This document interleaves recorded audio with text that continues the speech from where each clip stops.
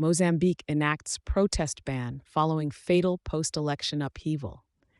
In the wake of escalating violence following Mozambique's October presidential elections, the nation's government has announced a stringent prohibition on public demonstrations.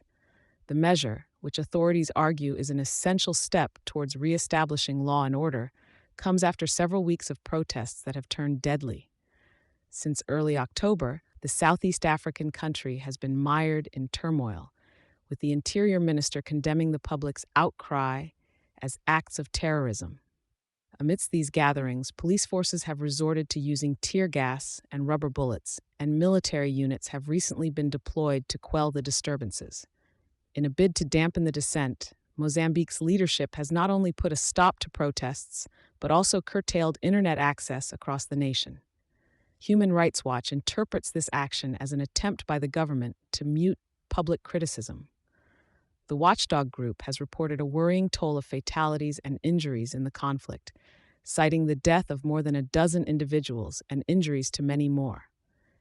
This political unrest has had ramifications beyond Mozambique's borders.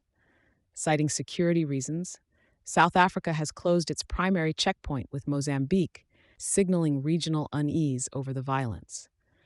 The post-election upheaval stems from the outcome of the presidential race held in October.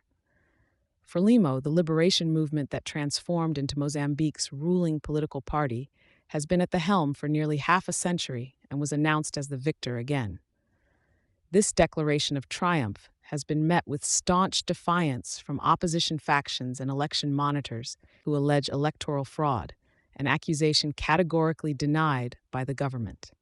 The banned demonstrations and the government's subsequent clampdown have sparked an international outcry regarding the potential infringement of human rights.